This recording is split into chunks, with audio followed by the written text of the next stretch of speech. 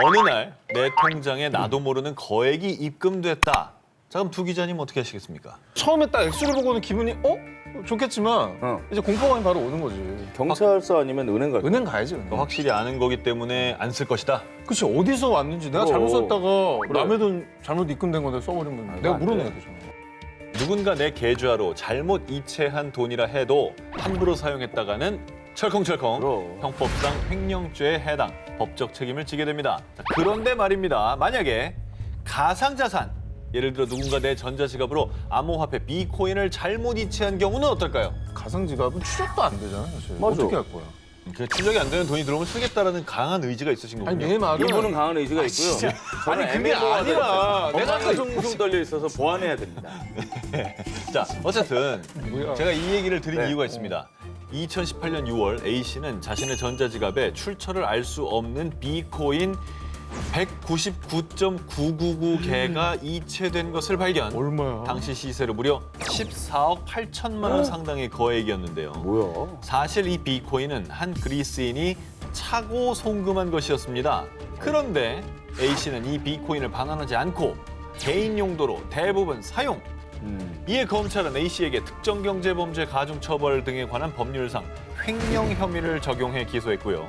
횡령 혐의가 인정되지 않을 경우를 대비해 배임죄도 추가해 기소했습니다. 이게 보호할 수 있는 자산일까? 이거 아닐까? 이 여부가 되게 중요할 것 같아요. 그렇죠. 그래요? 자, 들어보시죠.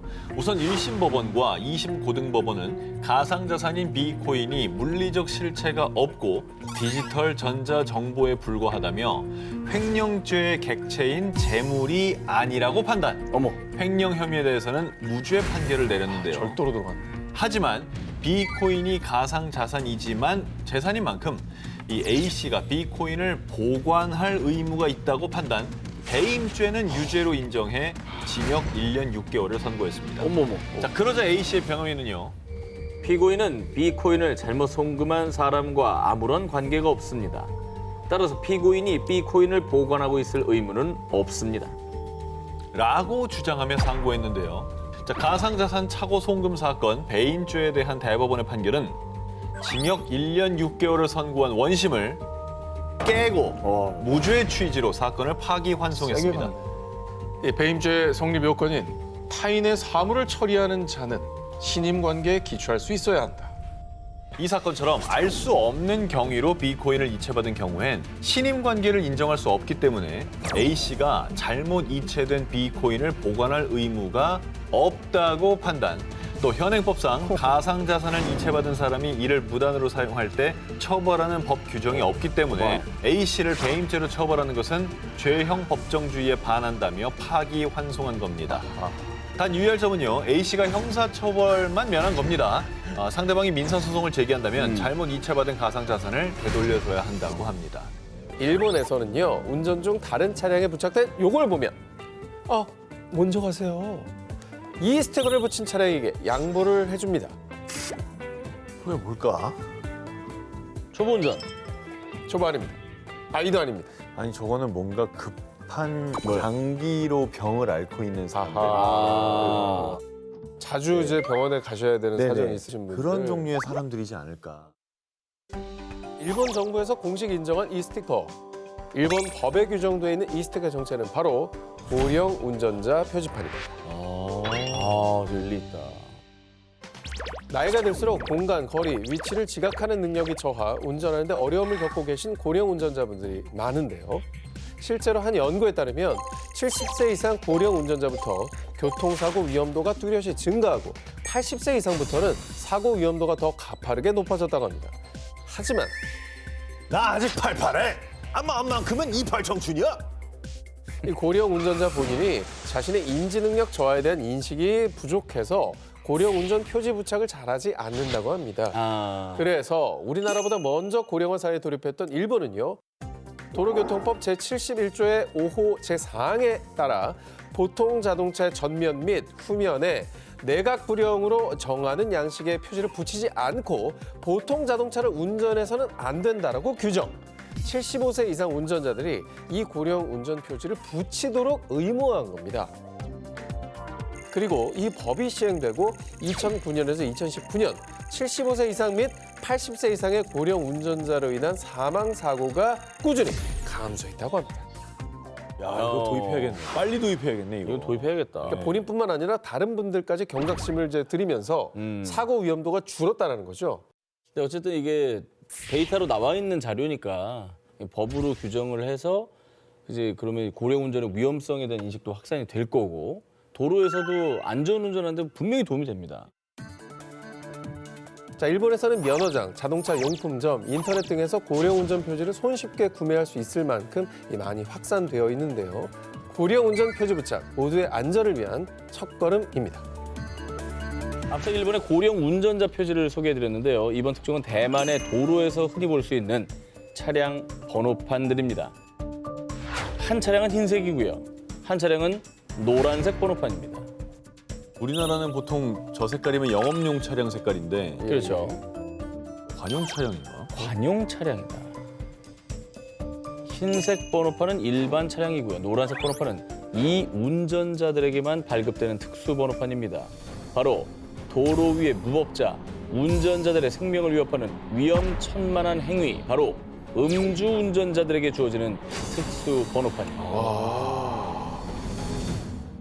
재범률이 높아요, 음주운전이. 저걸 습관처럼 한다고.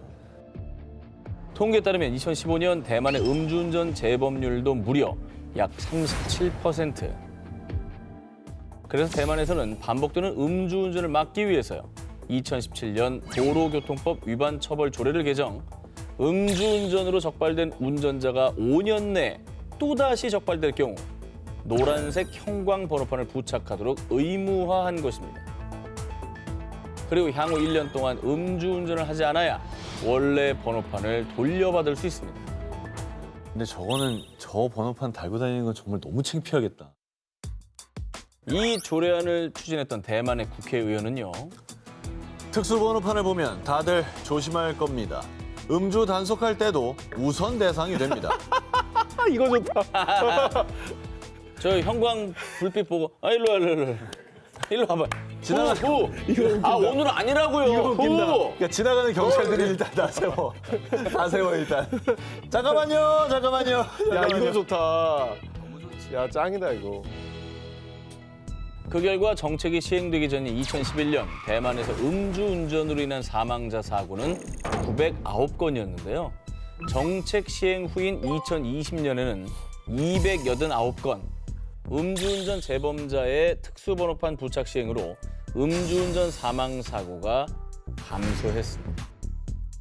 이거 좋네. 이거 도입합시다. 아, 그래요, 이거는 그래요. 무조건 도입합시다. 저는 무조건 강하게 좀 나갔으면 좋겠어. 음주운전에 관대는 없습니다. 본인뿐 아니라 무고한 이들까지 해할 수 있는 위험천만한 음주운전. 국내에도 음주운전을 방지하기 위한 다양한 법안들이 더 마련돼야 하지 않을까요? 2016년 8월 11일 늦은 밤 경북 경산시 한 아파트 주차장에서 가벼운 접촉 사고가 발생. 당시 접촉 사고를 낸 지인을 대신해 조수석에 앉아있던 A씨가 운전석으로 자리를 옮겨서요. 직접 자동차를 운전해 30m가량 이동했는데요. 이후에 신고를 받고 출동한 경찰은요. 혹시 술 드셨습니까? 음주 측정 협조 부탁드립니다. 하지만 A씨는 음주 측정을 거부. 결국 A씨는 이 일로 면허가 취소됐습니다. 자, 그러자 면허 취소 처분이 부당하다며 소송을 제기한 A씨. 제가 음주 측정을 거부했지만 운전 면허 취소 사유는 해당하지 않는다고요. 아닐 텐데. 음주 측정 거부는 음주운전과 동급으로 취급될걸요? 자, 음주운전 시 면허 취소, 정지 처분에 대한 규정은요. 도로교통법에 규정되어 있습니다. 그 기준에 따라 도로가 아닌 곳에서의 음주운전, 음주 측정 거부에 대해서 운전면허 취소, 정지 처분은 부과할 수 없다라고 하는데요. 장소가 중요했구나. 그렇습니다. 우선 도로교통법상의 도로란 불특정 다수의 사람이나 차량이 통행할 수 있도록 공개된 장소를 가리킵니다. A씨는 아파트 주차장은 입주민만 드나들 수 있는 공간이기 때문에 도로교통법상의 도로가 아니라고 주장. 따라서 도로가 아닌 곳에서 음주 측정을 거부했기 때문에 면허 취소가 부당하다는 겁니다. 자, 그러니까 이 사건의 쟁점은 아파트 단지 내 주차장을 도로교통법상 도로로 볼 수가 있는지 여부였습니다. 애매하네. 우선 1심은 A씨가 운전한 구간이 도로에 해당된다며 소송 청구를 기각했습니다. 사실 외부인 출입이 자유롭고 개방되는 공간이라면 아파트 단지 내 도로도 도로교통법상의 도로에 해당된다고 하는데요. 그런데 2심에서는 주차장 내 외부 차량 출입 금지 표지판이 있고 그래. 주민과 방문객만 이용하는 곳이라며 도로가 아니라고 판단. 대법원 또한 2심 판단에 손을 들어주며 A씨의 승소를 확정지었습니다. 아니 근데 이게 도로가 아니라면 음주운전을 해도 된다라는 얘기가 되는 거거든요. 근데 면허 취소만 아니지 처벌은 됐을 것 같진 않아요? 자, 유의하셔야 할 점은요. 이 판결이 아파트 단지 내에서 음주운전이나 음주 측정 거부가 허용된다는 뜻이 아닙니다. 그렇지. 면허 취소와 같은 행정처분은 내릴 수 없지만 형사처벌은 가능. 음주운전은 도로 여부를 떠나서 음주 상태에서 차량 운전석에 착석하면 무조건 처벌 대상입니다. 어디 있든. 그래서 늘 조심하시기 바랍니다. 페트병이랑 캔이 꽂혀 있어요, 지금. 안 버리고. 저거는 쓰레기 아닙니다. 환경미화원분들을 위해 놓은 음료수. 아니, 자, 이게 먹던 거잖아. 아니, 먹던 캔이랑 먹던 거를 아니 그 길바닥에다. 아름답잖아요. 뭘 아름다워. 그거 자기가 갖던 다니면서 먹으면 되지. 아니 그 시민들이 환경미화원분들 고생하시니까 음료수 하나씩 꽂아놓은 거 아닙니까? 그러니까 분리수거용으로 캔이랑 저 페트병은 저 안에 안 넣고 옆에 꽂아놓은 것 같아요. 아니. 그게 약간 일차원적인 나이생. 오 기자가 조금 더 가깝긴 했는데 어쨌건 정답은 아닙니다. 자, 측면에 선반이 달린 쓰레기통. 사실 이 쓰레기통에는 사람들의 따뜻한 배려가 숨어 있습니다. 2015년 덴마크 코펜하겐에서 시작된 일명 존엄한 쓰레기통 프로젝트입니다. 이름 자체가 존엄하다고 하니까 뭔가 약간 대단해 보이고. 자, 이 쓰레기통 소개에 앞서서 덴마크의 빈병 보증금 방한 제도, 일명 판트에 대해서 먼저 설명해 드리겠습니다. 판트는 유리병, 페트병, 캔 이런 데 담긴 음료를 판매할 때 보증금을 부과하고 지정된 방법으로 반환할 때 돌려주는 제도입니다. 이 빈 병을 주변의 자동 수거기에 넣거나 상점 점원에게 반환하면요, 곧바로 현금을 지급 혹은 식료품 할인을 받을 수 있는 제도입니다. 좋다. 그리고 이 병당 보증금 금액이 한 180원에서 540원까지. 그러니까 금액이 꽤 큰 편입니다. 500원이면 세네. 그렇죠. 그러니까 이 체계적인 판트 제도는 덴마크 시민들에게도 쏠쏠한 용돈벌이가 되곤 합니다. 그런데 특히나 벌이가 마땅치 않은 이 노숙인들에게는 아주 소중한 수입원이 되는 거죠. 근데 이게 500원이면 몇 개만 모아도 꽤 큰 금액이 나올 수 있거든요. 그리고 이제 그 길거리도 깨끗해질 거 아니에요. 막 여기저기 버려진 거 모아다가 주면은 돈도 받고. 맞습니다. 이처럼 잘 갖춰진 판트 제도에 많은 노숙인들은 쓰레기통 안이 더럽긴 하지만 어쩌겠어요. 배가 고프니 빈 병을 꼭 찾아야 하거든요. 이에 덴마크 코펜하겐에서는요, 거리에 쓰레기통을 뒤지는 노숙인들의 존엄성을 지켜주기 위해 일명 존엄한 쓰레기통 프로젝트를 진행. 앞서 보신 사진처럼 측면에 선반이 달린 이 쓰레기통을 선보인 겁니다. 빈 병 보증금이 필요 없는 사람들은 이 선반 위에 빈 병을 톡 올려두고 가면요, 보증금이 필요한 노숙인들이 힘들게 허리 숙이고 더러운 쓰레기통을 손으로 뒤져가면서 야. 빈 병을 찾을 필요 없이 저기서 바로 빈 병만 쏙 집어가면 되는 거죠. 진짜 존엄 맞다. 그러니까 사람이, 나도 사람이잖아요. 그렇지. 그걸 뒤지고 있는 나 자신의 그 순간 자존감 떨어지죠. 느껴지는 그 슬픔은 엄청 크겠어요. 그러니까 그거를 다른 시민들이 보호해 주는 거죠. 해당 쓰레기통은 덴마크 코펜하겐의 단 3개 지구에 시범적으로 설치됐던 이후에요, 그동안 반환되지 않았던 보증금으로 인한 손실률이 무려 49%까지 감소, 빈병 반환율이 쑥쑥 올라가서요, 이후 500개의 쓰레기통 추가 설치, 결과적으로 덴마크 코펜하겐 곳곳에 이 배려킹, 효율킹 쓰레기통이 설치됨으로써 거리는 훨씬 깨끗해졌고 재활용률도 쑥쑥 올라갔다고 합니다. 야, 이거는 그냥 당장 도입해도 되겠다. 우리나라에도. 빨리 도입해야 된다고. 우리도 이제 공병 재판매 되잖아요. 네. 맞아요. 너무 많은 분들이 혜택을 볼 수 있을 것 같아요. 찾기가 힘드니까 저렇게 해놓으면 너무 좋겠다. 네. 국내 한 구직 사이트에서 회사에 생겼으면 하는 복지에 대해 설문조사를 실시했습니다. 저런 반응이구나. 네. 저런 것들이 이제 언급이 됐죠. 역시 주 4일 근무를 따라갈 게 없죠. 예, 우리 다 직장 생활 했었으니까 저는 제일 공감되는 게 주 4일 근무랑 점심 2시간이에요. 점심도 너무 짧아. 자, 그런데 직장인들이 얼른 도입 좀 외치게 만드는 꿈의 복지 제도를 도입한 회사가요, 현실에 존재했습니다. 일본의 한 PR 회사에 다니는 쇼타. 그는 오랫동안 짝사랑한 고향 친구에게 고백할 날만을 기다렸는데요. 고백을 위해서 회사의 이 제도를 이용. 아침부터 설레는 마음을 가득 안고 벌써부터 결혼하는 상상까지 해봤지만 고백 끝에 돌아온 대답은요. 쇼타, 역시 우린 좋은 친구로 지내는 게 좋겠어. 그렇게 다시 회사로 복귀할 수밖에 없었던 쇼타. 출근의 고통과 맞먹는 시련의 아픔으로 도저히 일이 손에 안 잡히던 그는 상사를 찾아갔습니다. 도저히 일을 못 하겠어요. 저 그거 신청할게요. 뭘 신청한 거죠? 쇼타가 고백할 때 한 번, 실현당하고 한 번, 두 번이나 신청한 회사 내 복지제도의 정체는 바로 연애 승부 휴가와 실현 휴가입니다. 오호.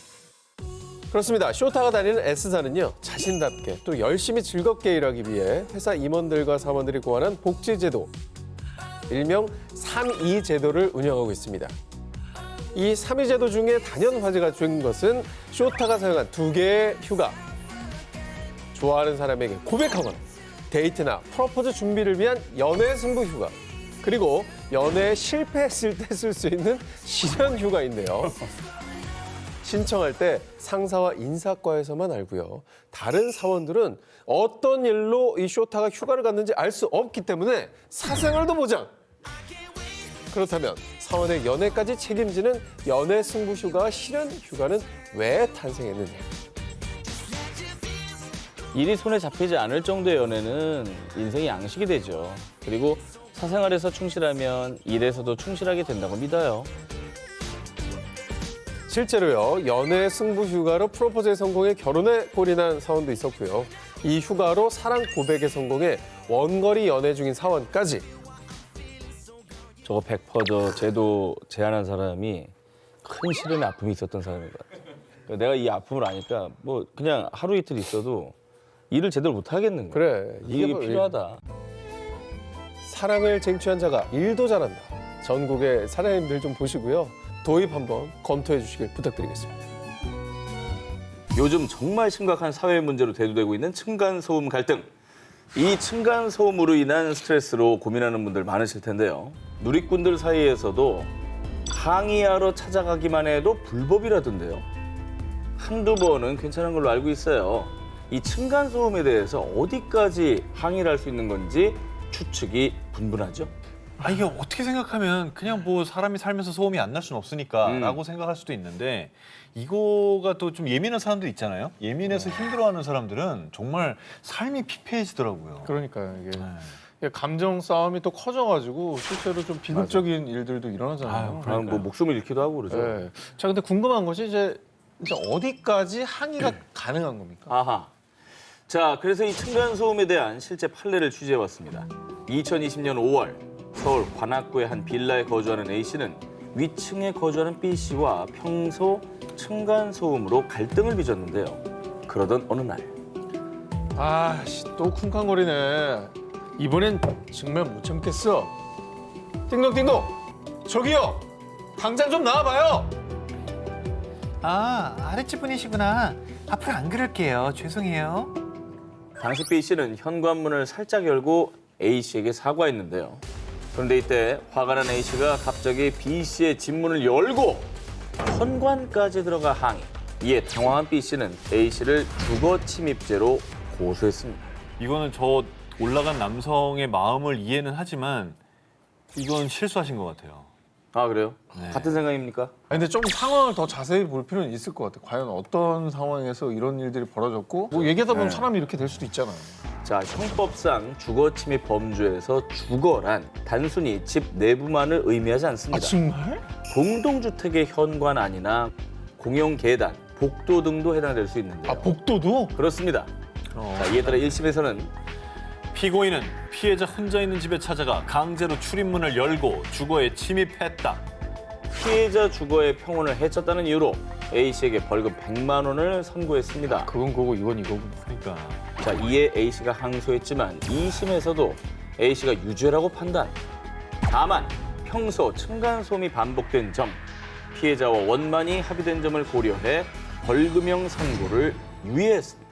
야, 그러면 상대방이 진짜 내 집 앞까지 왔는데 위협을 느꼈다. 이것도 뭐 어떻게 보면 원칙적으로 이 불법을 저지른 거네요. 문을 두들겼다든가 이게 그렇죠. 다 협박에 해당이 될 거예요 아마. 근데 이제 요거는 그게 문제가 된 거지만 층간소음. 사실 이게 원인은 층간소음이었잖아요. 미쳐버리죠. 그러니까 요거에 대해서는 그러면 어떻게 항의해야 돼? 2013년 법원이 제시한 층간소음 항의 기준에 따르면 반복적이지 않은 단순한 전화 연락, 문자 항의, 현장 두드리기까지는 가능. 그리고 일회성 방문은 크게 문제가 되지 않습니다. 한 번은. 지나치게 반복적으로 현관문을 두드리거나 초인종을 누르는 행동은 상대방 집으로 들어가려고 하는 의도성을 짐작할 수 있기 때문에 주거 침입죄에 해당될 수 있다고 합니다. 2020년 조사에 따르면 전국에서 무려 638만 가구가 반려동물을 양육하는 것으로 추정되는데요. 너무나 귀엽고 사랑스러운 우리 아이들. 그런데 이 공동주택에서는 이 반려동물로 인한 소음 때문에 이웃 간에 심각한 갈등을 겪는 경우가 참 많습니다.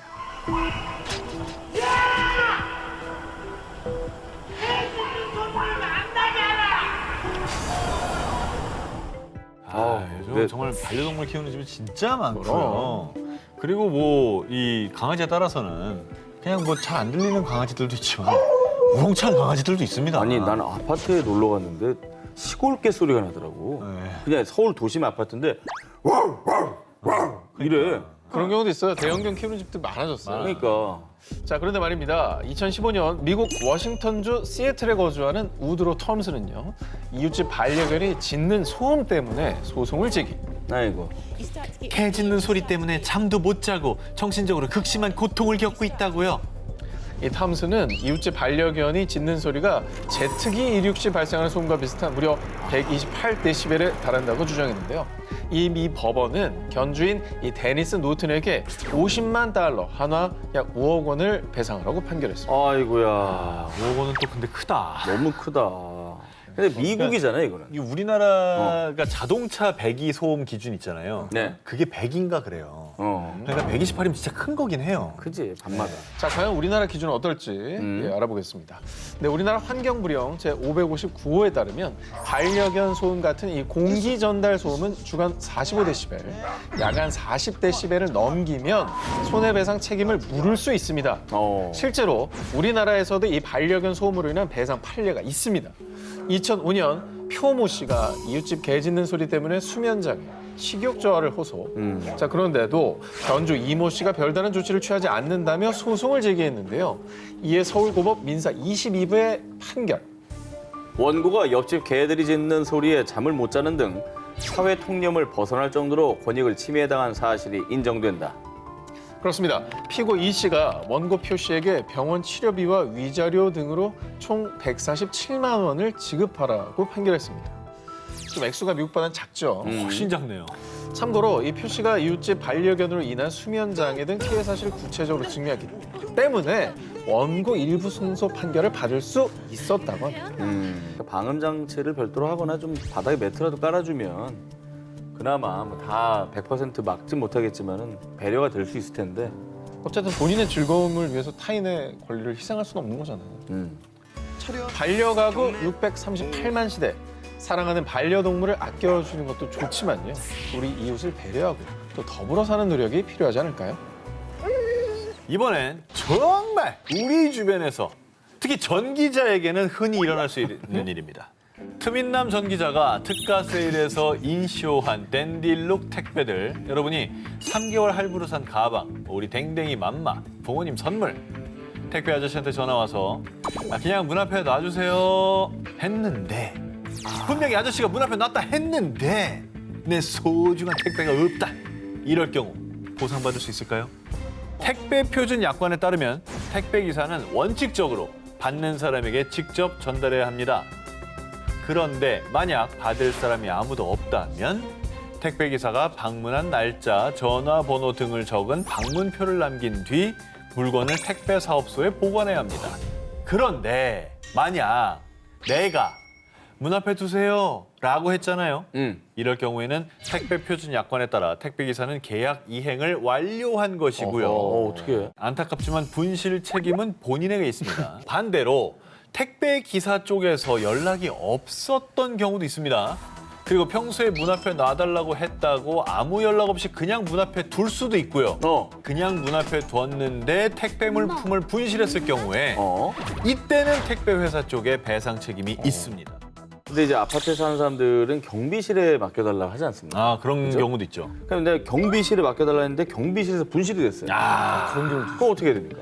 이 경우는요. 네. 내가 경비실에 보관해달라고 했다. 이러면 분실했을 경우에 본인 책임입니다. 그리고 혹시라도 경비 아저씨 내 택배 어디 있어요? 이러시면 안 됩니다. 2017년부터 개정된 공동주택관리법에 따라 경비원들도 택배 업무와 무관합니다. 그리고 여러분 꼭 기억하시기 바랍니다. 택배 아저씨가 만약에 연락 없이 택배를 문 앞에 뒀는데 분실했을 경우 혹은 물건이 훼손됐을 경우 즉시 택배 회사에 알려야 하고요. 적어도 2주 내에 연락하셔야 배상받을 수 있습니다. 2020년 공인중개사 A씨가 중개한 아파트에 하자가 생기며 매도인과 매수인 사이 소송이 벌어졌습니다. 당시 아파트 중개를 하면서 매물 계약에 관한 대화를 녹음했던 A씨는 녹취록을 증거로 제공했습니다.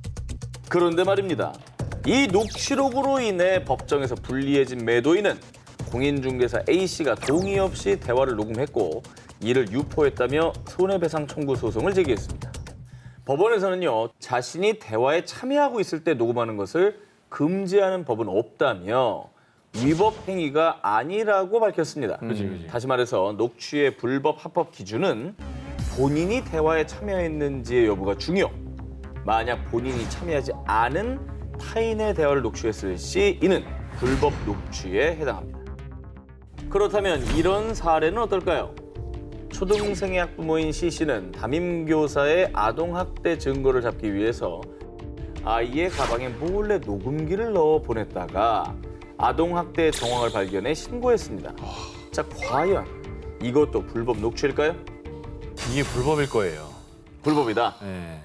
그러니까 이게 불법이라는 거에 많은 학부모가 분노하고 있지만 아마 불법일 거예요. 그렇지, 불법이다. 이거는 이렇지 않으면 어떻게 그걸 밝혀? 이건 보호자로서 당사자로 좀 봐야 되지 않을까 싶어요. 그러니까 보호자는 이거 아니면 방법이 없는데 어떻게 해?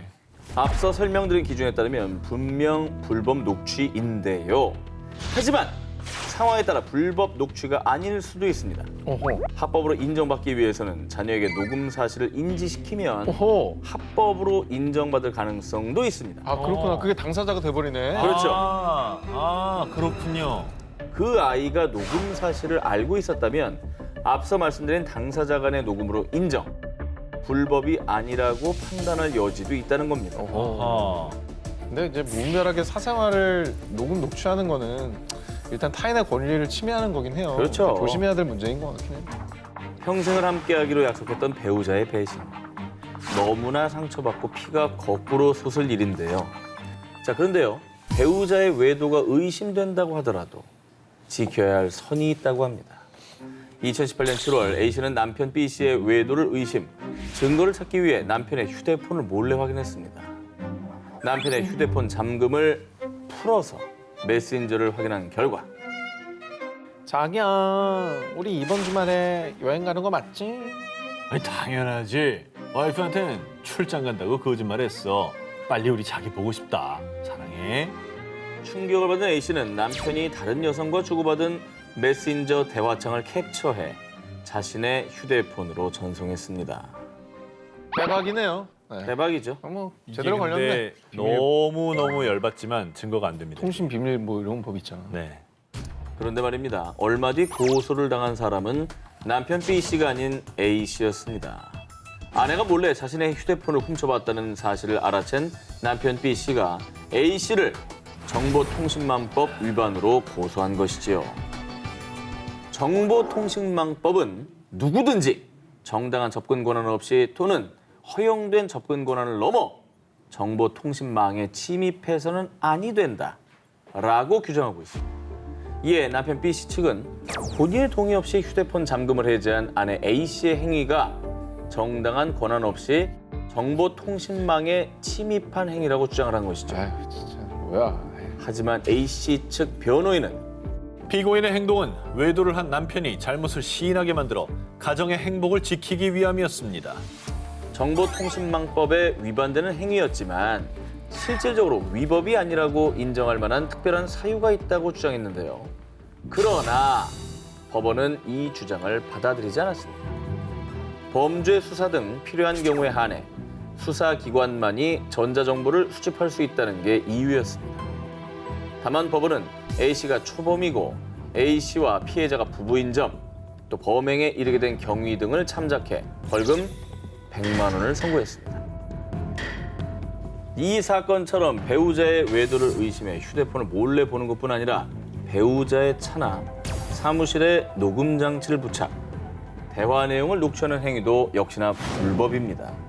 하지만 행위의 동기와 목적이 정당하다고 판단이 되면 예외로 간주됩니다. 그래서 무죄가 되기도 하죠. 아 그래요? 이렇게 수집한 증거가 이혼 소송과 가사 소송에서는 상대방의 잘못을 입증하는 자료로 활용될 수도 있다고 합니다. 그건 그거고 저건 또 저거라고 그렇죠. 생각되시네. 생각만 해도 끔찍하지만 전 세계 어디서나 벌어지고 있는 아동 납치 사건. 그런데 어떻게 우리 애를 납치할 수 있어? 가만 안 둬. 그게 무슨 소리야? 내가 내 애를 데려가겠다는데 납치라니 말이 돼? 과연 타인이 아닌 부모도 납치죄로 처벌받을 수 있을까요? 무조건 받을 수 있습니다. 2014년 프랑스인 아내 A씨와 이혼 소송 중이던 한국인 B씨. 당시 자녀는 엄마 A씨와 함께 프랑스에서 지내고 있었습니다. 프랑스 법원에서는 자녀의 거주지를 A씨의 거주지로 지정, B씨와는 면접 교섭을 할 수 있다는 임시 조치를 내렸습니다. 그리고 B씨는 이 조치에 따라 자녀와 한 달간 한국에서 시간을 보냈는데요. 그런데 면접 교섭 기간이 지났는데도 B씨는 자녀를 아내에게 돌려보내지 않았고요. 연락마저 끊어버렸습니다. 어머. 이에 한국 법원은 B씨에게 양육자인 아내에게 자녀를 인도할 것을 명령했지만 B씨는 끝까지 거부. 결국 2016년 남편 B씨는 미성년자 약취 혐의로 기소했습니다. 야. 될 것 같아요. 이게 주 양육자가 정해지기 때문에 될 것 같습니다. 1심과 2심에 이어 2021년 대법원 모두 같은 판결을 내렸습니다. 우선 친부인 B씨는 면접 교섭권부터 법원의 각종 명령을 지속적으로 위반한 점, 무엇보다 자녀가 엄마와 연락도 못해서 언어조차 잊어버릴 정도로 양육권자인 엄마와 유대관계가 상실된 점, 그리고 자녀의 복리, 즉 행복과 이익이 침해당했다며 B씨의 미성년자 약취죄를 인정, 징역 1년에 집행유예 2년을 선고했습니다. 정 아이를 데려가고 싶다면 두 분이서 합의하시거나 가정법원 가셔가지고요. 친권자 혹은 양육권자 변경 청구를 하시고 법적으로 정당하게 데려오시기 바랍니다. 하지만 무엇보다 가장 중요한 것은 그 과정에서 아이들이 상처받지 않도록 어른들이 지켜줘야 된다는 점 잊지 마시기 바랍니다. 자, 이번에 소개해드릴 특종은요. 요즘 또 심각한 문제로 대두되고 있는 학교 폭력으로 인해 발생한 사건입니다. 2017년 M씨는 초등학교 3학년의 딸 A양이 동급생 B양에게 따돌림을 당하고 있다는 사실을 알게 됐는데요. 이 B양은 친구들에게 A양을 험담하며 같이 놀지 말라고 한 것은 기본, 화장실이나 운동장에서 놀이 중 딸 A양을 수차례 따돌리는 등 무려 1년에 걸쳐 왕따를 주도했습니다. 이에 A양의 엄마 M씨는 해당 초등학교에 학교 폭력 신고를 했고요. 가해자 B양을 다른 반으로 전반시킬 것을 요청했지만 학교 측은 피해 학생에 대한 접촉 보복행위 금지 조치만 취했습니다. 야, 이건 근데 애를 키우는 입장에서 벌써 화가 나고 네. 너무 소극적으로 대처했다. 이에 엄마 M씨는 학교 측의 동의를 받아 딸의 학교 참관 수업에 참여 가해자 B양을 마주해서요. 너 내가 누군지 알지? 앞으로 내 딸 건드리지도 말고 아는 척 하지 마. B양에게 이렇게 직설적으로 경고. 쉬는 시간에는 옆자리에 앉아 B양을 주시했고요. 어머머. 그리고 등하굣길에서 B양을 마주치면 방학 때 우리 딸이랑 가까이 하지 마라 라며 비양을 나무랐습니다. 또 약 20명의 학부모들이 볼 수 있는 SNS 단체 채팅방에 들어간 상태에서 자신의 프로필 상태 메시지를 학교 폭력범은 접촉 금지 이런 글과 함께 주먹 모양의 이모티콘을 설정해 놓았습니다. 근데 이거는 이 엄마의 마음은 이해가 되지만 이거는 엄마가 또 왕따를 한 거예요. 엄마가 걔를 왕따시. 엄마가 이번엔 걔를 가해를 한 거예요. 이게 이에 B양은 자신의 어머니에게 학교에 가기 싫다며 호소. 아이고. 결국 학교폭력 피해자의 엄마였던 M씨는 정신건강 및 발달에 해를 끼치는 정서적 학대 행위를 했다는 아동복지법 위반 혐의로 기소가 됐고요. SNS 프로필 상태 메시지를 빌미로 명예훼손 혐의까지 받았습니다. 자, 과연 법원의 판결은 어땠을까요? 100% 처벌받습니다, 이거. 엄마가 이게 더 심해요. 아까 한 건 동급생끼리의 서로의 괴롭힘인데 이거는 성인이 아동을 괴롭힌 거기 때문에 이거 처벌이 훨씬 세요. 이거. 저도 이제 웬만한 한 기자랑 다르게 좀 가려고 하고 있는데 네. 이건 유죄를 피할 수 없을 것 같습니다. 아하. 성인과 아동이기 때문에 이거는 치열한 법정 공방 끝에 대법원이 내린 판결. MC의 행동에는 다소 부적절한 측면이 있으나 현재의 위험을 초래할 정도의 행위는 아니다. SNS 프로필 상태 메시지 관련 명예훼손죄 역시 B양을 특정하지 않았기 때문에 성립되지 않는다. MC에 대한 혐의 모두 무죄. 전부 무죄가 나왔습니다. 세상에. MC 행동이 자칫 또 다른 제2차 가해가 될 수도 있었지만요. MC가 B양에게 경고를 하고 지켜봤을 뿐 선을 넘지는 않았기 때문에 나온 판결이었습니다. 아, 뭐 손을 대지 않았다 이거구나. 자, 그런데요. 이런 무죄 판례가 있다고 해서 학교폭력 사건에 직접적으로 개입하다는 오히려 곤란한 일을 겪으실 수도 있습니다. 사실 이해됩니다. 내 아이가 학교폭력 피해자다. 이거 선 넘지 않는다는 게 이게 더 어려운 일이에요. 얼마나 화가 납니까? 그러나 자칫하다가 이 피해자에서 가해자가 될 수도 있으니까요. 정말 조심하셔야 되고요. 자, 무엇보다 이렇게 피해자가 직접 나선 일이 없도록 학교에서 학교폭력을 예방하고 또 발생했을 때 적절한 처벌을 해주시는 게 필요해 보입니다. 2008년 인도 우타르프라데시주의 한 부천. 치과 의사 부부의 딸인 14세 소녀 아루시 탈와르가 목에 수술용 메스에 의한 것으로 추정되는 자상을 입은 채 자신의 방 침대에서 살해당하는 사건이 발생했습니다.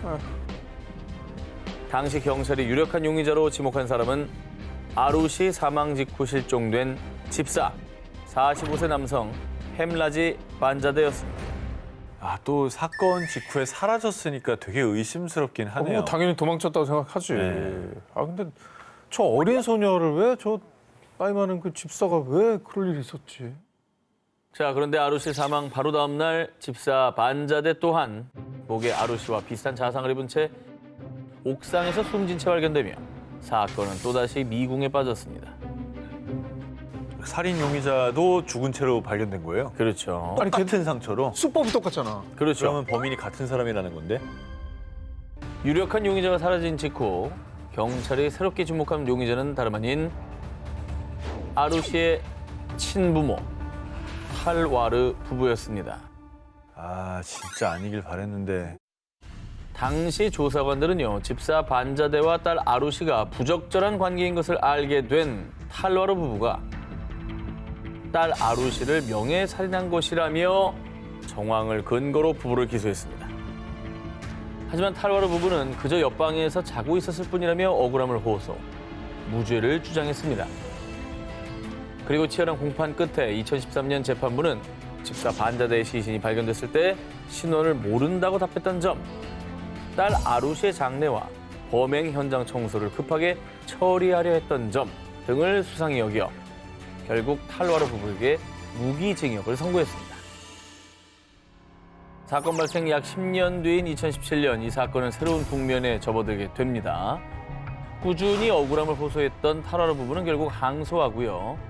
그 결과 재판부는 탈와르 부부에게 증거 불충분으로 무죄를 선고. 아루시 살인 사건은 다시 원점으로 돌아가게 된 겁니다. 한때 인도를 뒤흔들었던 미궁에 빠진 살인 사건. 과연 소녀를 살해한 진범은 누구일까요? 1956년 1월 어느 날 미국 몬태나주 그레이트 폴스 한 공원 인근에서 10대 남녀 보글과 컬리츠키가 무참히 살해됐습니다. 두 사람 모두 총을 맞아 사망. 부검 결과 이 소녀 컬리츠키에선 성폭행 흔적까지 발견됐습니다. 50년 되면 뭐 DNA 기술이 있겠습니까? 범인을 잡을 방법이 있나요? 뭐 총탄 같은 뭐 다른 증거는 없었던 건가요? 그 어떤 단서도 찾지 못했고요. 결국 사건은 미제로 남았는데요. 그런데 2012년 경찰이 이 사건을 재조사, 과학수사의 발달로 과거 피해자 컬리츠키 부검 당시 확보한 증거에서 이 범인의 DNA를 확보하는 데 성공했습니다. 경찰은 이 DNA 증거를 토대로 2019년 컬리츠키의 이웃 케네스 굴드란 남성을 용의자로 지목했는데요. 수십 년간 미제로 남아있던 사건이 드디어 밝혀지나 싶은 순간. 그런데 정말 안타깝게도 용의자 굴드는 2007년에 이미 사망, 심지어 화장까지 한 상태였습니다. 근데 굴드가 진범은 맞을까요? 경찰이 그를 용의자로 특정할 수 있었던 건 상업용 DNA 데이터베이스 덕분이었는데요. 보통 잃어버린 가족을 찾기 위한 목적으로 등록하는 가족 찾기 데이터베이스를 활용해 범인의 DNA와 일부 일치하는 DNA를 발견했고요. 그 DNA의 주인공이 바로 굴드의 가족들이었던 겁니다. 이에 경찰은 정확한 분석을 위해 굴드의 자녀들을 간곡하게 설득했습니다. 당신 아버지가 범인일 수도 있습니다. 하지만 피해자와 유족들은 60년 넘게 고통받고 있어요. 제발 진실이 밝혀지게 도와주십시오.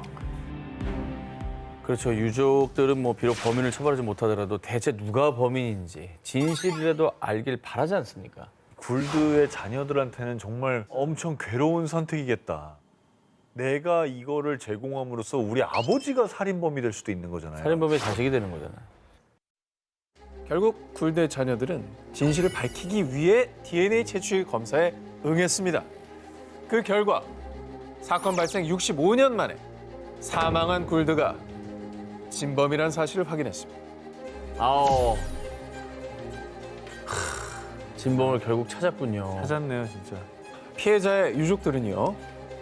65년 만이긴 하지만 적어도 누가 그랬는지 진실을 알게 됐잖아요. 이제라도 진실이 밝혀져 조금이라도 억울함을 풀게 된 것에 감사를 표했습니다. 발전한 과학기술과 경찰의 끈질긴 집념 덕분에 65년 동안 가려진 진실을 밝힐 수 있었습니다. 2016년 11월 미국 콜로라도주 덴버의 법원. 한 여성을 구타 후 성폭행했던 진범으로 지목된 남성 클라렌스 모제스 L의 재판이 열렸습니다. 그런데 그는 자신의 결백을 주장. 과연 모제스는 진범이 맞을까요? 배심원들은 무죄를 판결했습니다. 본 판사 역시 클라렌스 모제스 L에게 무죄를 판결합니다. 뭐야, 진범이 아니었네요. 그런데 사실 이번 재판은 유죄 판결을 뒤집은 재심 재판. 모제스는 무려 30년 가까이 자신이 진범이 아님을 주장해왔습니다. 아이고. 그에게 악몽이 시작된 건 1987년 한 여성이 L씨, 다널이란 세 사람에게 성폭행을 당했다며 경찰에 신고. 그런데 며칠 뒤 경찰에 체포된 것은 비슷한 이름을 가진 클라렌스 모제스 L이었습니다. 그가 범인으로 지목된 이유는 정말 뜻밖이었습니다. 내가 봤어요. 내 꿈에 나왔다고요. 당황스럽다, 정말. 당황스러워. 정말 황당하다. 아 근데 이거는 경찰이 일단 그 사람 체포한 것도 황당한데 판결이 나왔던 거잖아. 꿈 말고 어떤 진범의 흔적이 있습니까? 그러니까 알리바이라는 것도 있잖아. 당시 경찰은 꿈에서 가해자를 봤다는 증언을 믿었고요. 왜 믿어? 제대로 된 수사 없이 그를 범인으로 특정. 덕분에 모제스는 1988년 성폭행 혐의로 징역 48년을 선고받았습니다. 미쳤나 봐. 심지어 1995년엔 모제스 측이 무죄 입증을 위해 피해자 옷 등 증거물에 있는 DNA 검사를 의뢰했는데요. 그런데 덴버 경찰 측은 약 8년 동안 멀쩡히 잘 보관해오던 증거품을 단 한 달 만에 실수로 분실했다고 주장. 실수? 고의성이 다분한 증거 인멸 정황에 모제스는 좌절해야만 했습니다. 경찰도 이상해요. 이게 왜 그랬지? 수사 종료한 거를 다시 끄집어내기 싫어서 그런지 모르겠는데 끄집어내는 순간 자기들의 과오를 인정하는 거니까. 근데 저 사람의 인생이 뭐가 됩니까? 한 사람 인생을 다 망쳐놓고 그러고 말이 살고 돼? 싶나? 2013년 모제스에게 도착한 편지 한 통. 당신에게 무슨 말을 해야 할지 잘 모르겠네요. 그들이 나를 만나게 하세요. 때가 됐어요. 편지를 보낸 이는 과거 모제스의 이웃이자 성폭행 혐의로 수감 중인 엘시 잭슨. 피해자가 처음에 언급했던 세 남성 엘시, 얼, 다널 이들 중에 한 명과 일치했는데요. 엘시 잭슨은 자신이 진범임을 무려 26년 만에 고백. 억울하게 옥살이를 했던 모제스는요. 진범의 증언이 뒷받침되며 2015년 조건부 석방. 드디어 그토록 외쳤던 진실을 인정받았습니다. 아니 진작 죄를 고백해야지 뭐 26년 동안 뭐에 가만히 있다가 인제 와서 그러냐고. 와 저건 진짜 너무한다. 30년 가까이 진범이 아님을 밝히려 외로운 싸움을 한 모제스. 그는 수차례 플리바겐을 제안받기도 했습니다. 하지만 그는 그때마다 이렇게 답했습니다. 내가 저지르지도 않은 죄를 인정하는 것보다 48년을 모두 복역하는 것이 낫겠소. 1974년 11월 7일 이 사건은 영국을 발칵 뒤집은 백작 가문의 유모 살인 사건. 그런데 호주에서 백작 가문 살인 사건 범인을 잡았습니다.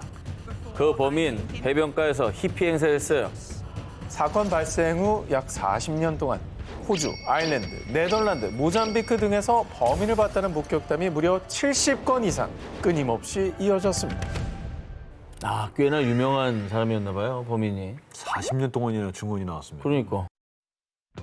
한때 영화 007 시리즈의 제임스 본드 역할로 물망에 오르며 화제를 모았던 주인공이자 다름 아닌 백작 가문의 주인 7대 룩한 백작 리처드 존 빙엄입니다. 그는 명문가의 백작이었지만 실상은 도박 중독에 빚까지 있던 상황. 사건 당시 아내 베로니카와 갈등 끝에 이혼한 뒤 양육권마저 빼앗겼는데요. 아내 베로니카의 증언에 따르면 사건 당일 밤 술에 취한 룩한 백작이 흉기를 들고 찾아왔고요. 어두운 지하실에서 유모를 아내로 착각해 살인. 뒤늦게 현장을 목격한 아내마저 공격했지만 그녀는 겨우 탈출해 목숨을 건졌다고 합니다. 어우. 이후 룩한 백작은 이스트 서섹스 뉴헤이븐에 위치한 지인의 집을 방문. 아내가 살인 청법자를 고용했어. 아마 거짓말을 해댈 거야. 라는 말을 남긴 뒤 다음날 지인의 집을 떠났습니다. 그리고 지인의 집 인근에서 룩한 백작의 차를 발견. 차에선 범행에 사용된 흉기와 혈흔이 발견됐지만 이것이 경찰 조사로 밝혀진 공식적인 마지막 행적이었습니다. 야, 이게 차에서 흉기가 나왔으니까 아내가 말한 증언이 사실일 가능성이 되게 높은 거잖아요. 그래서인지 이듬해 영국 경찰은 룩한 백작을 범인으로 발표. 하지만 경찰의 수사에도 룩한 백작을 찾을 수 없었는데요. 그러자 경찰 내부에선 이 귀족 카르텔이 룩한 백작을 돕고 있다라는 주장도 제기. 그럴 수 있겠네요. 뿐만 아니라 2007년 뉴질랜드 언론들은 영국 출신 노숙자 로저 우드게이트, 룩한 백작이라고 보도. 그가 룩한 백작이 사라진 1974년에 뉴질랜드에 도착했으며 상류층 언어를 구사했다는 점을 든 건데요. 이외에도 수많은 목격설이 등장했지만 정작 아내 베로니카는 룩한 백작의 생존설을 부인. 백작은 외국어를 할 줄 모르고 뼛속까지 영국 귀족이라는 이유. 그리고 보트에 대한 지식이 뛰어난 점, 또 수사에 대한 압박 등으로 강에 뛰어들어 프로펠러를 통해 목숨을 끊었을 거라고 주장했고요. 대부분의 귀족 지인들도 이에 동의했습니다. 아니 뭐 살아있든 간에 목숨을 끊었든 간에 죄를 지었으면 벌을 받아야죠. 한때 룩한 백작이 맡을 뻔한 제임스 본드는 극 중에 이렇게 말했어요. 죽은 자는 복수엔 관심 없죠. 다만 이 범인의 결말을 밝혀줘야 하지 않을까요? 을 쓴 강도가 한 차량을 습격, 36살 남성 그레스텐을 살해하고 22살 여성 스토리를 강간한 뒤 도주하는 사건이 발생했습니다. 그리고 사건 발생 2달여 만에 용의자 헨리티가 체포됐는데요. 범행에 사용된 총기와 빈 탄창이 한 호텔에서 발견됐는데 절도 전과가 있는 헨리티가 그 호텔에 가명으로 투숙한 게 확인된 겁니다. 그리고 피해자 스토리의 속옷에서 O형 혈액형이 검출됐는데요. 헨리티의 혈액형도 O형. 알리바이를 입증하지 못한 헨리티는 결국 법정에 서야 했습니다. 그러니까 이제 이런 정황들이 또 나왔고 뭐 가명으로 호텔에 투숙한 것도 의심스럽고 뭔가 나오긴 했는데 혈액형은 확률상 4분의 1입니다. 부족하거든요. 당시 헨리티의 변호인은요. 헨리티는 강도, 살인, 폭행 전과도 없고 무엇보다 범행 동기가 없습니다. 또 범행 도구에서 헨리티의 지문이 발견되지도 않았다며 헨리티의 무죄를 주장했습니다. 하지만 피해자 스토리는요. 런던 특유의 말투와 차가운 목소리, 저 파란 눈동자까지 기억나요. 저 사람이 범인이 확실하다고요. 스토리의 확신에 찬 증언으로 인해 헨리티는 결국 사형 선고를 받았습니다. 사형? 이거는 피해자가 그냥 저 사람이라고 했잖아. 특정을 했죠. 그러면 지목이 된 거고 영향을 안 끼칠 수 있나요? 사형 선고 직후 헨리티의 무죄를 주장하며 재수사를 요구하는 일명 A6 변호위원회가 꾸려졌는데요. 수많은 정치인과 법인권운동가, 저널리스트는 물론이고 존 레논 부부도 헨리티 가족을 만나 격려. 형 집행 정지 탄원에는 무려 9만여 명이 서명했습니다. 당시 수많은 영국인이 헨리티는 무죄라고 믿었는데요. 하지만 내가 원하는 건 단 하나입니다. 제 누명을 벗겨주세요. 헨리티의 말은 유언이 됐습니다. 아이고. 끝내 사형은 집행됐죠. 아니 죽기 직전에까지 저런 말을 했다는 게 나는 굉장히 불안하네요. 이게 뭐 나중에 뭔가 밝혀지더라도 이거는 이제 돌이킬 수 없는 일이 돼버린 거죠. 결국 사건 발생 36년 만인 1997년 재심이 결정됐습니다. 그 사이에 과학기술이 발전하며 DNA 대조가 가능해졌고요. 1999년 경찰이 피해자 스토리의 속옷에서 DNA를 추출하는 데 성공. DNA 대조 결과, 그 결과는 말이죠. DNA 일치였습니다. 뭐야? 헨리티가 맞았습니다. 이 진범이 맞았던 거예요, 그러면? 네. 뭐가 억울한 거야, 그러면? 결국 40여 년간 논란이었던 A6 도로 살인 사건의 진범은 헨리티라는 것이 확인됐습니다. 진짜. 충격의 말을 못 잇고 있군요. 이거는 그냥 충격이다, 수많은 대중을 기만한 죄까지 추가해야 되겠네. 이거. 목격자한테 얼마나 또 비난했겠어. 네가 눈만 보고 알아? 대중들이 그 피해자를 오히려 2차 가해했을 거라고. 수많은 영국인을 농락한 살인자 헨리티. 40여 년 만에 진실이 밝혀진 뒤 피해자 스토리는 이런 말을 남겼습니다. 헨리티가 살아들어 범인이라고 털어놔도 사람들은 믿지 않을 거예요. 사람들은 보고 싶은 대로 보고 믿고 싶은 대로 믿으니까요. 1994년 11월 28일 영국. 경찰서로 걸려온 신고 전. Go ahead, call the police. My son hasn't come back from school yet. Pardon? I said I'll report my son missing. He hasn't been back from school. Right. 하지만 다음 날 실종됐던 6살 소년 리키는 숲속에서 잔혹하게 살해된 채 발견됐는데요. 정말 기괴하게 리키의 시신은 나체로 이 마치 별 모양처럼 양팔과 양다리를 크게 벌린 상태였습니다. 뭔가 약간 그 종교 같은 거 결부된 거 아니에요? 뭔가 범인의 메시지 같기도 하고요. 수사에 착수한 경찰은 사건 2달여 만인 1995년 1월 용의자를 체포했습니다. 그런데 너무나도 충격적인 용의자의 정체. 바로 리키의 엄마. 실종 신고를 했던 루스였습니다. 아니, 엄마가 범인이라는 증거가 있는 거죠? 발견된 시신의 모습은 마치 레오나르도 다빈치의 인체 비례도를 연상했는데요.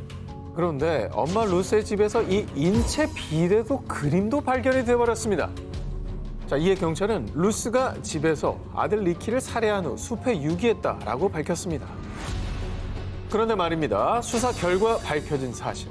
평소 루스는 어린 아들인 리키를 학대. 리키는 지역 아동보호 등록부에도 이미 등록된 상태였습니다.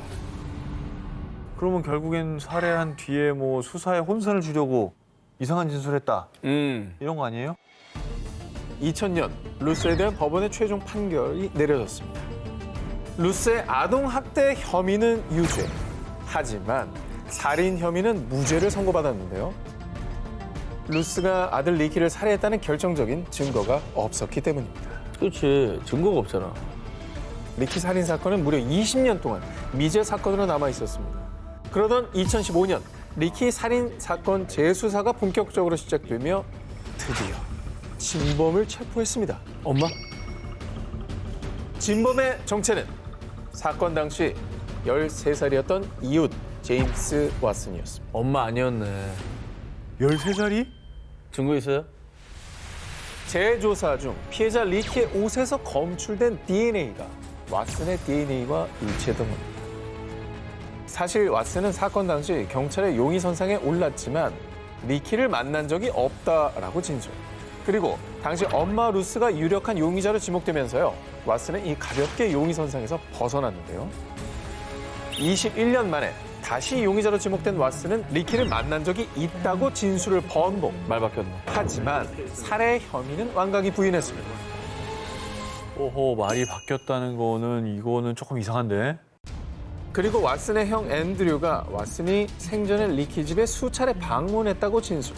또 1994년 살인 사건이 있기 몇 달 전 왓슨이 리키의 동급생을 성추행한 혐의도 확인했습니다.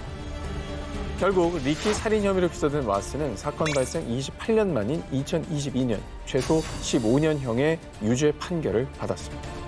샤오왕은 8년 전 자신의 행동을 후회하며 뼈아픈 눈물을 흘렸습니다.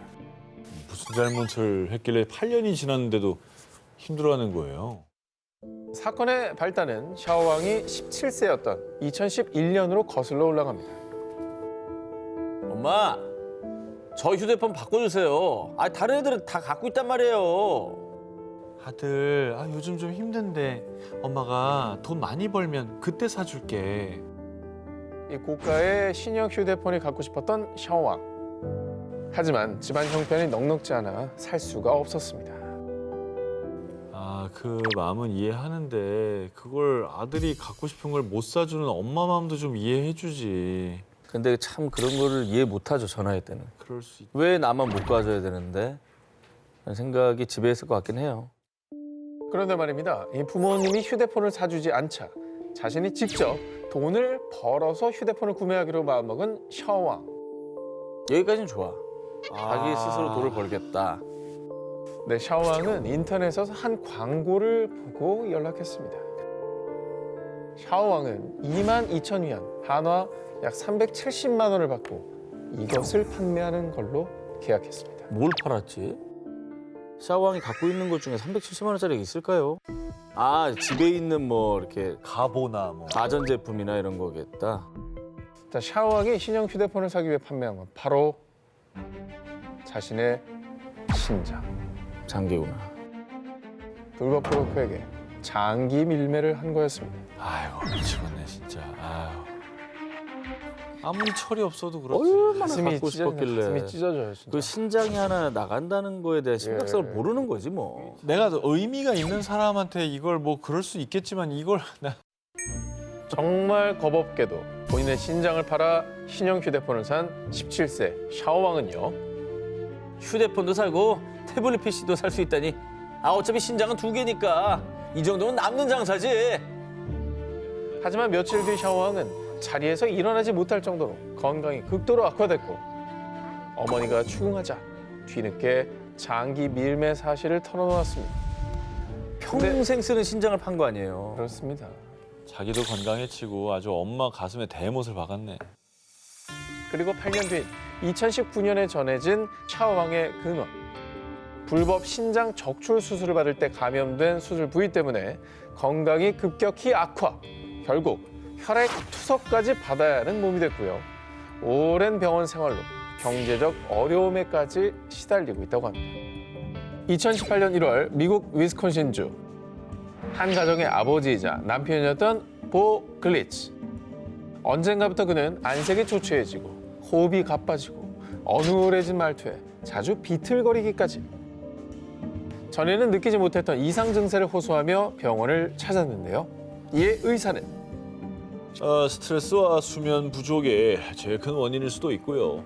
평소에 에너지 음료를 많이 드신다고 하니 그건 일단 끊으셔야겠습니다. 그가 평소 자주 마시던 에너지 음료를 지적. 실제로 클리치가 에너지 음료를 끊자 이상 증상들이 거짓말처럼 없어졌습니다. 네, 에너지 음료 속에 어떤 성분이 또 뭐 알러지처럼 안 맞는 거 아닐까요? 대부분 그 성분이 카페인일 텐데 카페인. 카페인에 뭐 약간 민감하다던가. 근데 오늘 주제가 금 쪽이잖아. 아, 또 그 에너지 음료에 뭐 탔나? 금 쪽에 탔지. 당시 클리치와 그의 아내 린다에게는 믿고 싶지 않은 심증이 있었습니다. 바로 10대 아들 타일러의 의붓아버지 클리치를 향한 수상쩍은 행동들.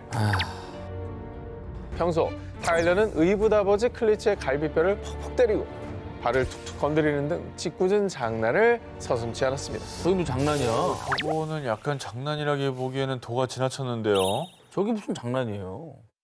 자, 그래서 문제가 된 에너지 음료를 조사해 본 결과 충격적이게도 클리치가 마셨던 에너지 음료에서 헛간에서 소에게 쓰던 동물용 진정제가 검출됐습니다. 그리고 실제로 헛간 구석에서는 음료에 이물질을 투여하는 데 사용한 것으로 추정되는 주사기까지 발견됐는데요. 야, 여기까지 썼을 정도면 되게 주도면밀하다. 아들 범인인가요? 클리치가 마시는 에너지 음료에 동물용 진정제를 넣었던 범인은 아들 타일러였습니다. 아, 이제 애가 아니잖아. 무슨 애가 저래. 그것도 정확한 양을 넣으려고 주사를 쓴 걸 거 아니에요. 너무 많이 넣으면 큰일 나니까. 이게 사람이 먹으면 어떻게 될 줄 알고 이거 사람한테 써요? 저 의붓아버지 얼마나 상처받았을까? 누군가 날 그렇게 미워하고 있다는 거야. 클리 일대를 시끄럽게 했던 사건입니다. 2021년 6월 21일 단 하루 동안 한 지역에서 한두 건도 아닌 무려 4건의 연쇄 방화 사건이 발생했습니다. 나 진짜 그렇게 생각 안 하고 싶은데 이거 설마 챌린지예요? 연쇄적으로 4건이 일어났으니까 방화 챌린지. 버클리 일대를 뒤집어 놓았던 4건의 연속 방화 사건. 그런데 놀랍게도 범인은 단 한 명이었습니다. 그것도 겨우 12살이었던 어린 소녀 A양이었습니다. 아니, 이건 챌린지가 아니라서 다행이긴 한데 왜 12살짜리가 방화를 해요? 아니 금쪽이들 너무 무섭다 갑자기. 아, 진짜 어이없네. 시한폭탄이야. 사건의 진상은 이랬습니다. 당일 오전 10시 22분 A양이 한 주택 근처 잔디밭에서 대범하게 방화를 시도. 하지만 다행히도 화재가 크게 번지기 전에 주민들이 발견해 불길은 금방 잡힐 수 있었지만요. 그 후 채 4시간도 지나지 않은 오후 2시. 운 좋게 주변의 눈을 피해 발각되지 않았던 A양은 근처의 또 다른 잔디밭에 2번째 방화. 이번엔 소방대원들이 출동해 진화 작업을 펼쳐야 했습니다. 아이고야. 우리 캘리포니아나 이런 데 진짜 건조하고 그렇잖아요. 그게 왜 얼마나 취약하죠. 조그마한 불로 얼마나 면적이 많이 탔습니까? 산불 맨날 나잖아요. 그 잔인한 재앙이 있었잖아요. 아니, 누구한테 걸렸으면 차라리 다행이라고 생각하고. 아니 그만해야지. 12살이면 충분히 그런 거 인지할 만도 한 나이인데 그럼. 왜 저랬나요? 아니, 진짜. 근데 왜 그런 거야, 도대체? 네. 포기란 없었던 불굴의 금쪽이 A양. 소방대원들이 자신의 2번째 방화 장소에서 진화 작업을 펼치는 동안 첫 번째 방화 장소 근처로 다시 찾아간 A양은 마른 나뭇잎 더미를 노리고 어머. 3번째 방화를 시도. 오후 7시 28분 한 주택 건물을 태운 것을 마지막으로 무려 4번의 위험천만한 불장난을 했습니다. 현재 경찰은 인근 감시 카메라와 목격자 진술 등을 토대로 A양을 체포. 다행히도 빠른 대처를 한 덕에 A양의 방화로 인해 크게 다친 사람은 없었지만요. 당시 버클리 지역은 몇 달간 이어진 건조한 날씨 등으로 자칫 큰 화재로 이어질 위험성이 다분했던 만큼 주민들은 놀란 가슴을 쓸어내려야만 했습니다. 아픈 소녀였나 약간 정신적으로. 그러니까 예. 그런 게 아닌가 싶은 생각도 드는데 그렇다면 자칫하면 더 큰 범죄를 저지를 수 있다는 거 아니에요? 빨리 치료를 받아야죠. 더 심각한 문제네요. 모든 문제는 마음으로부터 시작된다고 하죠. 위험한 범죄를 저지른 12살 A양. 마음 치료와 더불어 안전사고에 대한 경각심 또한 가정과 국가에서 제대로 훈육해야겠습니다. 각종 방송이나 게임 등에서 이 바나나 껍질을 밟고 넘어지는 장면 한때 개그 소재로 많이 사용됐었죠. 그런데 말입니다. 이와 다를 바 없이 바나나 하나로 시작된 단순한 장난이 한 사람의 생명을 위협할 정도로 큰 사건을 일으켰다면 믿으시겠습니까? 다 짜여진 개그 프로에서나 볼 때나 이게 재밌고 웃긴 거지 저걸 실제로 저런다고 생각하면 아니 낙상으로 돌아가신 분들 너무 많아요. 그럼. 근데 오늘 금쪽이들은 방심할 수가 없다. 2018년 11월 미국 오하이오주 콜럼버스의 한 중학교. 한창 사고칠 궁리를 하던 우리의 중학생 금쪽이들은요. 이번엔 바나나에 꽂혔습니다.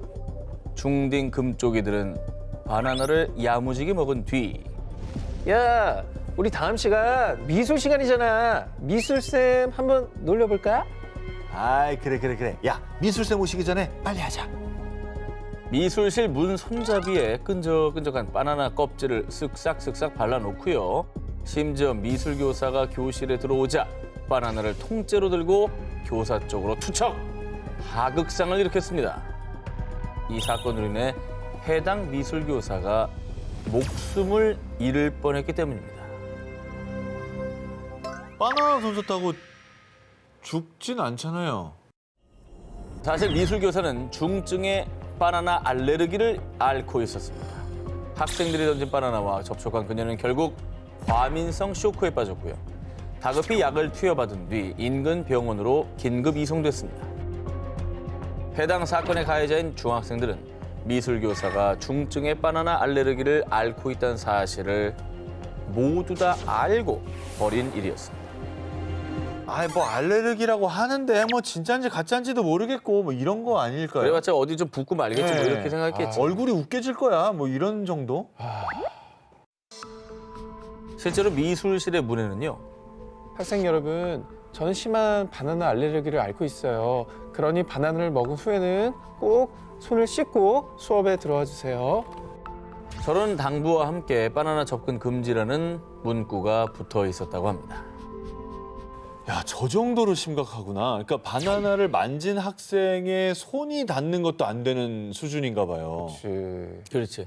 바나나 프리존이래잖아. 저거 알려준 거를 악용한 거네. 성인들이라면 뭐 바로 뭐 여지 없이 그냥 아니, 바로 무조건, 처벌을 면치 못하는. 무조건 살인미수지. 철없는 금쪽이 중학생들에 의해 한순간 목숨을 잃을 뻔했던 미술교사. 천만다행히도 큰일은 벌어지지 않았지만요. 만약에 대처가 조금이라도 늦었다면 어떻게 됐을까요? 이 사건에서 몰랐다는 핑계는 통하지 않습니다. 생명과 안전에 대한 경각심부터 키우시길 바랍니다. 미국 조지아주 비 오는 날 밤. 아버지 차를 몰고 나온 18세 소녀 크리스탈 맥기는 친구들과 함께 드라이브 중이었습니다. 그런데 갑작스럽게 사고가 발생. 다행히 크리스탈과 친구들은 경상을 입고 목숨을 건질 수 있었습니다. 비 오는 날 밤은 사실 그 운전이 숙련된 분들도 조심해야 됩니다. 조심해야죠. 네, 어떤 돌발 상황이 나올지 모르기 때문에. 근데 10대이기 때문에 운전 실력이 미숙하지 않았을까. 경험이 부족해서. 아닌가요? 자, 이 교통사고의 원인은 다름 아닌 크리스탈의 과속 운전. 그녀는 당시 법정 제한 속도 88km인 도로에서 시속 172km로 달리다가 다른 차량을 들이받았습니다. 이 사고로 상대 차주인 피해자 웬트워스는 치명적인 뇌 손상을 입고 중환자실에서 5주간 집중 치료를 했지만 결국 평생 휠체어를 타야 하는 장애를 안게 됐습니다. 차가 그냥 반파됐네. 이거 돌이킬 수 없는 사고가 돼버렸네요, 진짜. 아니 상대방 차주가 너무 심각한 부상을 입었잖아요. 친구들이 좀 말렸어야죠, 이건. 너무 불장난 같은 행위 아닙니까, 이게 진짜. 말리긴 말렸습니다.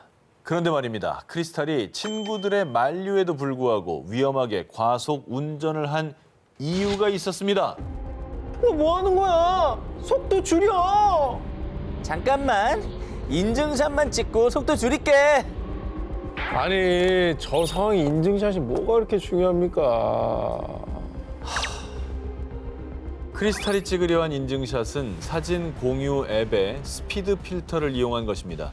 스피드 필터는 움직이는 속도가 자동으로 기록되는 기능으로 당시 이 필터를 사용해 시속 100마일, 160km가 넘는 인증샷을 찍는 것이 유행. 실제 사고 직전 크리스탈의 스피드 필터에 기록된 최고 시속은 무려 182km였습니다. 해당 필터는요, 사고 발생 2개월 전인 2015년 7월에 이미 위험성이 제기되며 미국의 청원 사이트에 필터 삭제 청원이 올라왔을 만큼 논란이 많았던 기능인데요. 이게 경쟁적으로 자꾸 이게 유행을 하니까 야, 너 아직 안 해봤지? 야, 그것도 안 하고 뭐하냐? 이런 것 때문에 미치는 거거든. 그러니까 저런 게 경쟁이 붙으면 점점 더 숫자 높이려는 행동들이 나타날 거 아니에요. 전 이제 넓게 보면 사실 필터를 만든 회사도 책임이 있는 거죠. 책임이 있지. 저런 걸 왜 만들어? 결국에 이런 사고가 났잖아요. 그런데 말입니다. 문제의 금쪽이 크리스탈은 반성조차 하지 않았습니다. 사고 직후 크리스탈은 병원에 실려가면서도 살아있어서 행운이야 라는 문구와 함께 피투성이인 채로 셀카를 찍어 SNS에 게시. 끝까지 못 말리는 금쪽이 면모를 보였는데요. 이후 상대 차주인 피해자는 가해자 크리스탈과 메신저 앱을 상대로 소송을 제기. 아직 소송이 진행 중이라고 합니다. 한순간의 실수인데 그 한순간의 실수에 다른 사람 인생이 남은 인생이 엉망이 됐다고요. 죄책감을 좀 가져라.